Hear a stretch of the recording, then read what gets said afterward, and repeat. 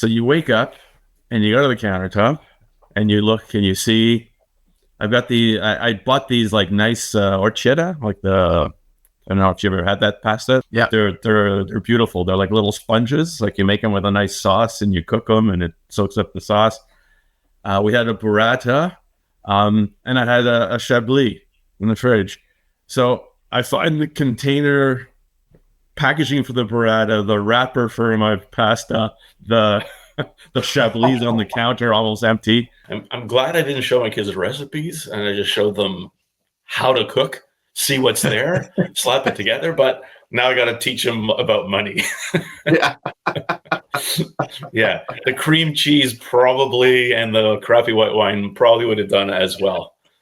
Yeah. And take the elbow noodle and not my orchetta, which anyway.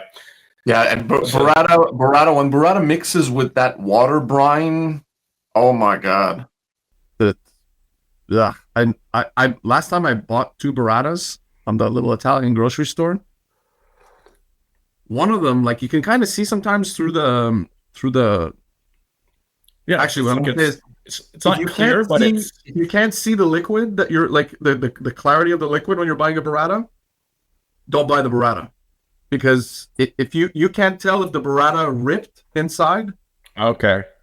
Because that's what had happened. So I looking at this burrata, and one of them looks a tad milky, and the other one doesn't look that milky. But I'm like, okay, whatever. I get home, the one that was a little bit milky when I open it up. Sure enough, the burrata had cut, like there was like a slice into it, like it ripped. So now it mixed in with that water brine, and the burrata was disgusting. So yeah, little learning experience there is if I can't see the liquid when I buy burrata, I'm not touching it. Okay, so I mean, like most of the burratas I've seen don't have a clear bottom, but it's transparent enough that you can tell if it's. Yeah. You have to be able to see because if there's a milkiness, like a white milkiness to the water. Actually, you know what? The one upstairs, that's where I was able to tell when I looked in the fridge and I saw this like sort of tub of milk and a decapitated burrata in it. Yeah. Maybe because it's just happened less than 12 hours ago, we could pour the water off, maybe boil it down. Anyway, okay, enough about burrata. The burrata, the inside of the burrata now it gets tainted with like a with like an unpleasant saltiness, which is strange to say because maybe I'll make Connor like eat it so he realizes. I was like, look, this is what happens when you do that. Take a bite. Does it taste good? And actually, he'll really remember. You'll be like, oh yeah, no, that's nasty. So it's like, Connor, next time if you're gonna use the burrata, eat the whole thing. Yeah. Oh well, c'est la vie. Okay. Tomorrow's the big day. Oh my God, the big day. We're cooking a lot tomorrow. Well, that's why I wanted to touch base so we can maybe try and minimize it, the cooking. Like I want to do. I mean, I'm being left alone again tonight, so I can do whatever I want as far as cooking. So I might. Wait a second. I told you I've got the demi-glace. I'm kind of alone tonight too. Like my wife and daughter have a thing around supper time, and I mean my son doesn't. 16-year-old boy doesn't really care to. Now I'm wondering if do I bring my cameras over? Because I was. Well, okay, we can talk about that logistics off. Yeah, okay. So I was gonna say I might be alone, but what I was planning on doing is I've got a bit of cauliflower. I got some multicolored carrots. I've got some Brussels sprouts. So the idea is I'm gonna roast them in the oven and bring those over tomorrow as the side for the English roast. Not a bad idea. Because we don't want to spend like an hour roasting vegetables. No, we don't. And then I told you about I've got this packaged demi-glace. Yeah, I have one. Seen in the grocery stores that they come in these green. Yeah, I have something similar. Yeah, I have something similar. Like it's always usually in the section there where they have like right next to the ready-made refrigeration meals there. like the Okay. Ricardo, Mine, the ribs. mine's right in the meat section. Like it's Yes, it's right next to where they sell like the sausages and the bacon. yeah, blood pudding, sausages, and they have a veal stock, demi-glace, and I think Porto, and it's pretty good, but it's missing something. So I might roast up, or I might do a reverse sear or some kind of piece of beef on bone tonight and put it in the oven to just get to the final temperature, or I'll collect the juices and I'll add that to the demi-glace. Okay. I think that'll give it a bit of something. And maybe I'll puree even up some of the carrots. Maybe I'll puree up some carrots and celery. Although the demi-glace should already have some carrots and celery in it, shouldn't it? Yeah, we think so. But a bit of fresh, maybe some fresh garlic. Whatever. I'll play around with it to try and make it taste a bit better. But it's okay. It's okay as is. Yeah.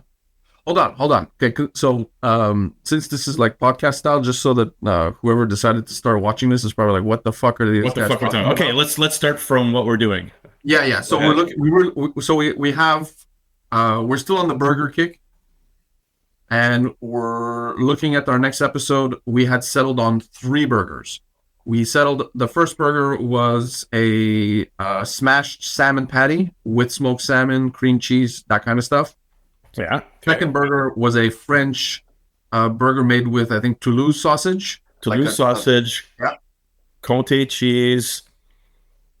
Dijon mayo, lettuce, tomato on the croissant. Yes. Okay, so we're gonna have to look at the ingredients after the stuff that we need. I'm gonna go check see if they have the round croissants, the ones that'll make a nice burger shaped bun.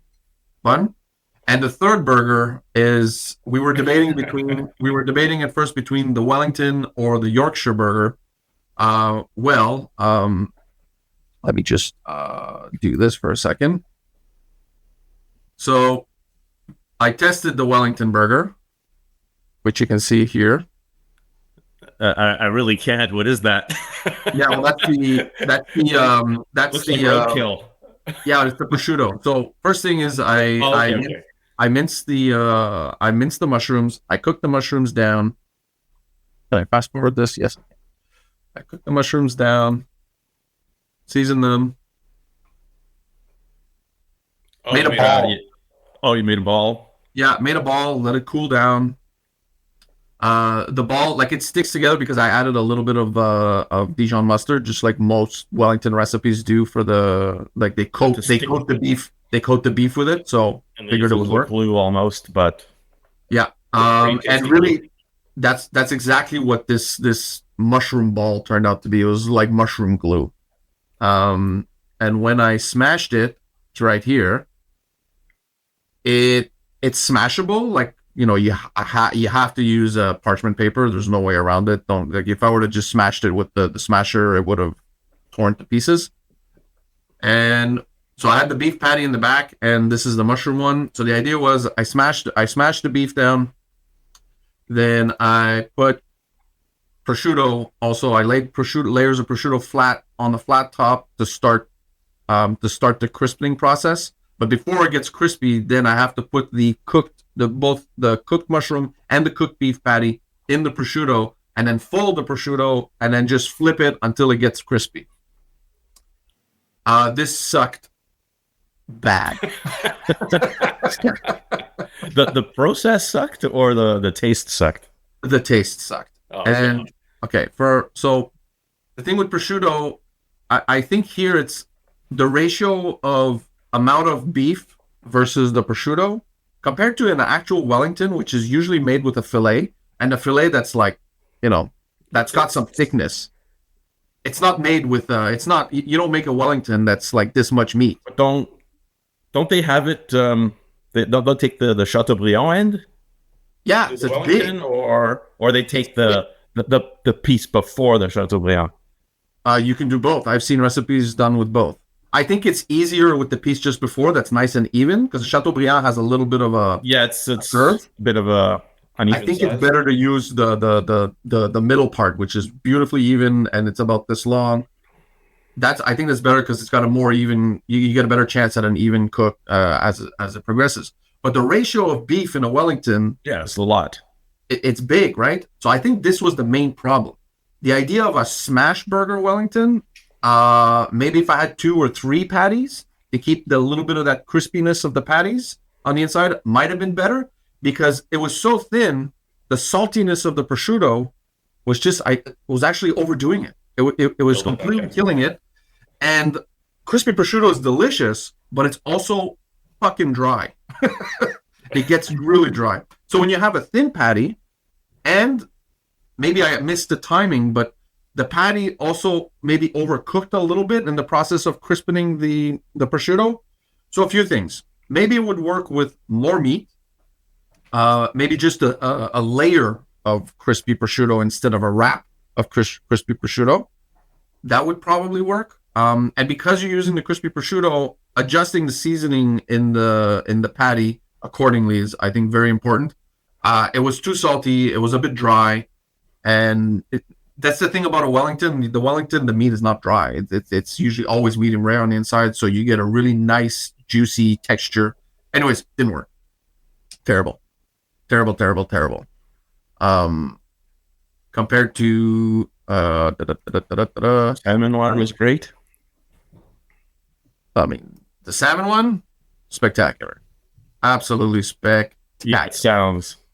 Couldn't go wrong.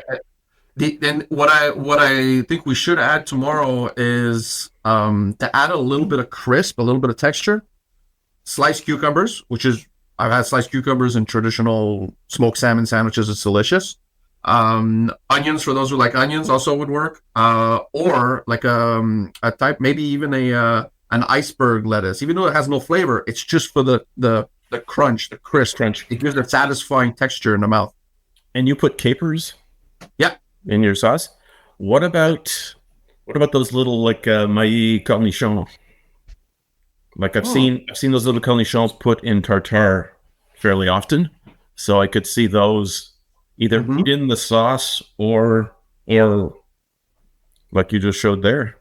Yeah, it adds a little bit of it's that I guess crunch it's tart, and brininess.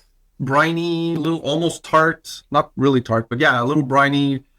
That I guess capers are on the bitter side. Would we like that? Not really. How would we classify the flavor of capers? Capers. But it's kind of unique, but it's unique. Close. It's close to. It's almost like something that's pickled, but it's not pickled. Like I'd say it's like a wonky olive. You ever had some unripened olives? Yeah, but not that bitter. That sort of, I don't know, hard to describe.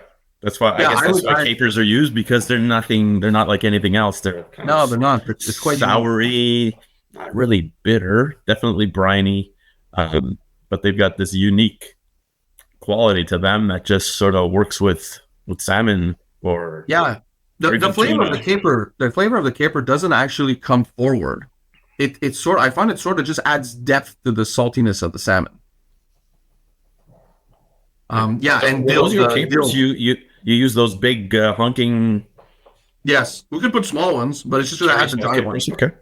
Yeah, I had the giant ones, so I sliced them up. Okay, but the giant slices with little slices of the cornichon would probably. Yeah, we could definitely add those. And dill in the cream cheese. Yeah, absolutely. I think it's optional. I'm sure regular cream cheese will work just fine, but there's something about dill and salmon, so why not? I thought it was fantastic. Absolutely fantastic. Yeah. All right, so amazing. Back to our third burger. Yep. The Wellington didn't work.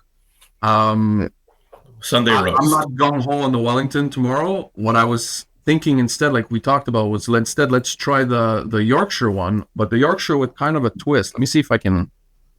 Remember I said we slice the burger in half when it's ready, and then we put the halves down on a plate that has the demi-glace, the demi-glace sauce. It's almost like we dip. Yeah. All right, here I got it. Anyways, once you tell the viewing audience, hi both of you, what the bun is made out of, right? Okay, so the dipping sauce will become apparent. Let me fast forward through this.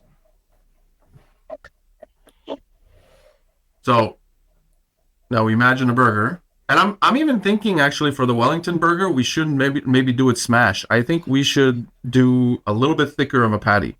Not as thick as what I see in this video, but that. So that's the concept. But instead of cheese, it's the demi-glace. And we can also we garnish with the roasted vegetables. Yeah. And the bread, Yorkshire pudding. Yes, the stupid idea that I mentioned a while back. I don't think it's stupid, but it's all gonna be like I'll have some backup bread because the Yorkshire pudding always turns out. But I've screwed it up a couple times. I think maybe to do with the temperature or just the ratio is different, where it didn't fluff up as much and didn't get those crispy edges. So that's I think that's the make or break of this burger. I have no doubts in the demi-glace. I'm no it's a regular burger on the inside. But the Yorkshire pudding is what's going to make or break it. Which brings us to why we like the idea of a gravy. And we thought, okay, dip the gravy, put the gravy really thick and put it on the burger itself.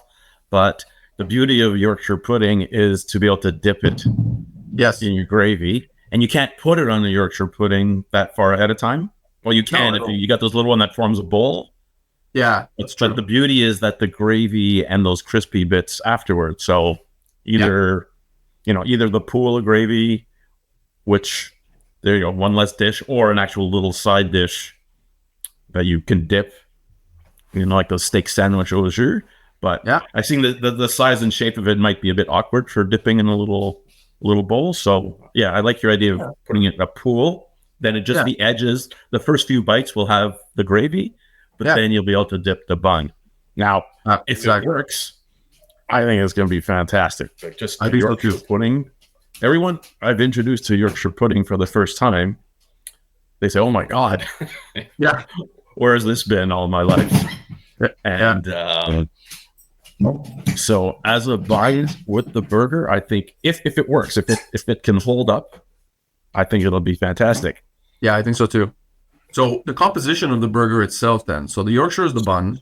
Then we'll have I vote for a beef patty that's at least get it an inch thick. I can smash it. I'll smash it, but I'll keep it thick. Yeah, so I would say there's a lot going on in there, so we don't need to create two patties. No, I don't think so either. I'd rather get the juiciness out of a thick patty, even though it'll still have a little bit of a crust, but I don't think that's the star. Sorry, the dog came down and brought his favorite, the noisy ball, we call it. So that's all right. Someone came to take him away. I'm no longer the only person awake in the house. So it would be.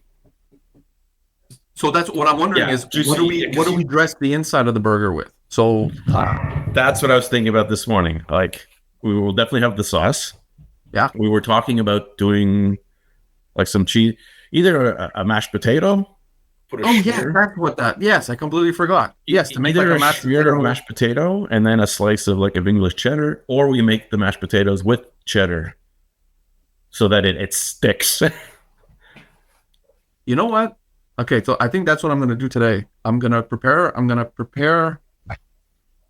No, I'd rather do a mashed potato fresh. They're much better. I don't like reheated mashed potatoes. Reheated mashed? Yeah, they can get it's okay, but it's not like when it's fresh. Yeah, I can make the mashed potatoes tomorrow morning. I think a slice of sharp cheddar on its own, under the patty, not with the potato, I think might be interesting because we'll get more contrast of flavors. I think if the cheddar mixes with the potato, the cheddar might get lost a bit. Whereas if it's on its own, a decent slice of it, you'll get bites here and there that it's really going to come out. Yeah, and I guess the cheddar as it melts and blends in with the juice from the burger. Yeah, that's a nice little kind of creamy goodness. But is this Sunday roast? Yeah. All right. So that's what it was. We got burger bun, cheddar. I've never seen cheddar brought out in the Sunday roast. No, me neither. But I'm just because it's a burger, so maybe we don't put the cheddar. Who cares, right? We didn't say it's a Sunday roast. We said it was a Sunday roast smash. So Yeah, it's inspired, right? So And I the think Sunday roast is our inspiration to try to make a burger that's and farm. a little smear of horseradish. Yes. Now, do we also look for some of that British brown mustard, which I've also seen included in a roast?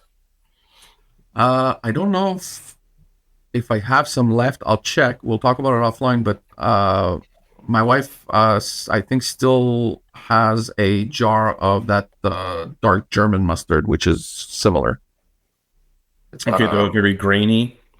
it's not. It's not grainy. It's not grainy at all. No, no, no, no. It's got a brownish, dark color to it, and it's not quite Dijon, but it's close. It's really nice. It's got a potent backbone. It's not. We just use Dijon. Like it's Yeah, that's not the word. there's a reason why there's no towns called after the German town that has the brown mustard. Yeah, And there is one after Dijon. So I wonder, do we make so for the beef? So another thing I did in test over the last 2 weeks, because it's been a while since we did a video.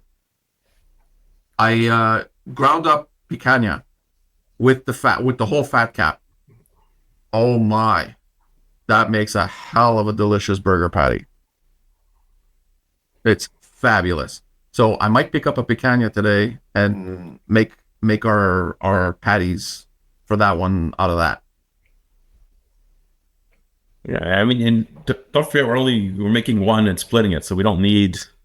Oh Like, no, you're the saying- rest of the picanha I'll be slicing it. And, You'll figure out something to do with it. yes. The See, dogs will love it. I was almost thinking of getting a picanha for my meal tonight, and then the juices and gravies coming out of that. Yeah, But I think a big fat rib steak will probably. you'll get more juices. I'll get more juices out of it to mix in with the demi-glace, and then I'll taste it and see what needs to be done. I have a bit of horseradish, so Okay. let me double check that. I'll bring that along.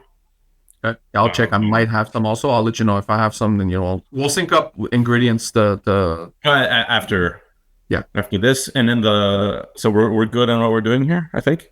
Yeah. So 3 burgers for the video tomorrow morning. We're gonna do the salmon burger. We're gonna do the Toulouse French burger, and we're gonna do the Yorkshire burger. And then the Toulouse, I stupidly talked about it before we even introduced it. But to quickly recap, yeah, I've got a local butcher that makes his own sausages, and they're amazing. And his Toulouse sausage is almost the perfect size. So I skin it, make it into a ball, and then smash it. And then I add a slice of Comte cheese, mustard, mayo on the slightly grilled croissant, and lettuce, tomato, and it got whatever. I think that five will thumbs up. 5 thumbs up from everybody that tasted it, and that's one of those ones that you can. Hey, you don't have a lot of time. Get these ingredients. You go to the grocery store. There's nothing that you have to make. You don't even have to season the Toulouse sausage. It's already perfectly seasoned. Yeah. Yeah, you're just assembling, essentially. You're just assembling. And if you can't find Comte cheese, it's not common. But it's no longer that uncommon. Gruyere, even the stuff, the generic Swiss cheese, which we don't know what it is, made in North America, will still work. You just want a cheese with a bit more sharpness in it. Yeah. It was fantastic. Like all the kids at home, one guest, they tried it and said, "Oh my God, what is this?" I think that wins already. Tomorrow, I out of the 3 burgers we're making, that's the one that's going to win. Mm-hmm. I think the salmon might not be bad. Oh, it's not bad. It's fantastic. I think it's especially if I guess you kept it relatively thick so that it doesn't get too dry, right? Maybe even a little pinkness in the middle, or not at all. Oh, I just didn't cook it as long. So like the salmon, the goal of the salmon is not to get this crust. You don't want a crust. You smash it down. You let it cook for like a minute-ish. Off. And adding slices of that high-quality smoked salmon adds a hell of a lot of depth. Like they kind of enhance each other. The patty with the smoked salmon layers really works well. Yeah, and then on the wine, I think I sent you the picture of it here. Yeah. So it was One rosé. Was it, gill. So where was it from again? Spain, like from the Jumila. I'm probably butchering the pronunciation, but from the Jumila region of Spain. Because we had talked about, like, we're not. I don't think we're going to find a wine that's going to work with all three burgers. No, I don't think so either. But you know what? I test drove it last night or the night before. Doesn't matter. Both actually, because I didn't drink the whole bottle. Yeah. Because there it is. Was that it? That's not it, but oh yeah, it is. Oh, it's a different year. Okay, so the label is slightly different than what I have. Okay. Because we had talked about, okay, we've got the sausage, we've got the salmon, we've got the beef. So we were thinking like, yeah, a red is too much for the salmon. You know, white is okay with the salmon, but probably not with the Toulouse. So we thought a rosé might work. Probably won't work with the beef, but we were talking about either Bandol or Tavel, two regions in France, sort of Rhone, Provence sort of area, that make full-bodied rosés. Actually, they've all, I wouldn't say it's tannic, but it's almost got a bit of bitter, bordering on tannic mouthfeel. But we've been giving too much love to France, so let's look for a different region. And then I found Spain actually has a few regions that make similar, very different, like different. You know, you wouldn't say, oh, this type's like a Tavel or whatever, but it's, so I test drove it, and it's got body, it's got rhubarby, dark fruit, but you know, a bit of sourness there too. And it definitely will work with the sausage and the salmon. Is it too strong for the salmon? I don't know. There's a lot of strong flavors going on in the salmon with the dill. I think it might work. It might work. I'm not too worried. And you know what? It might even have enough character for the beef. Okay. But that said, I think the classic to go with the beef would be like a lighter Bordeaux. Like the British like to call it a claret. Okay. And for the golfers out there who've watched the British Open and the trophy is the claret jug, that's where it comes from. It's the decanter that they pour their Bordeaux in. So, you know, something higher on the Merlot side. Yeah. Like a Saint-Emilion or something. Yeah. It'd be nice, but I'd be interested in, well, we will be able to try this rosé with it. I think if you're stuck, I think it might have enough character. Okay. I'll see if what I want to bring as a second bottle, if we want something just to contrast. Again, it's just the challenge to make sure that what we're tasting with the rosé is actually as good as we think it is. So I'll look for like a Saint-Emilion type-ish, just to have a contrast when we get to the beef and the Toulouse. Or there's even some, I think they call them like Côte de Blé or Première Côte de Blé. I think those are higher in Merlot, and they're usually really good. You can get some really good stuff around the $20 range, 20, 21, 22. Okay. Côte de Blé, and I'm fairly certain it's, you know, Merlot, Cabernet Franc, Cabernet Sauvignon kind of mix. Okay. And as an added bonus, that same winery just totally makes a Monastrell, which I'd heard of the name, I didn't know much about it. Monastrell is a Spanish name for Mourvèdre. And there's this California Mourvèdre that I can't find. You know, I've found it once or twice in my life. I think it's a Klein. Klein, one of the guys who makes the one of the producers of Zinfandel. Yeah. And the Klein Mourvèdre, fantastic. It's like chocolate covered cherries turned into a wine. Fabulous. This Juan Gil, they just happened at my SAQs, just happened to have the Monastrell. So I just tried it last night. Holy. Really? Great stuff. So added wine bonus there.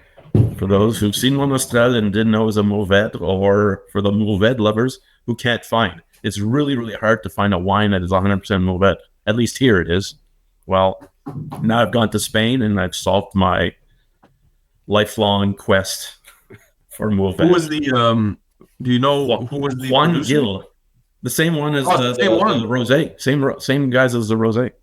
Oh, Juan, spelled like Juan Gil. Juan Gil. Monostrel. There you go, I think. Yeah. Juan Gil. Yeah, from Jumila. I think that's the region. There it is. Yeah, about $25. And 100%. I think they call it the silver label, right? Is that what they call it? Silver label? Yeah. Well, it's a silver label, so. Yeah. Yeah. So, for those of you that are tired of your Cabernet Sauvignon and Côte d'Ivoire blends, here's something new to try, and it's Oh, I think I'm going to pick one up today. I'm going to try that. very special. In fact, it's my wine shop is right close to the sausage shop, so I might go and get maybe a half dozen to stick in the cellar, because I don't know if they always have that. Yeah, that's awesome.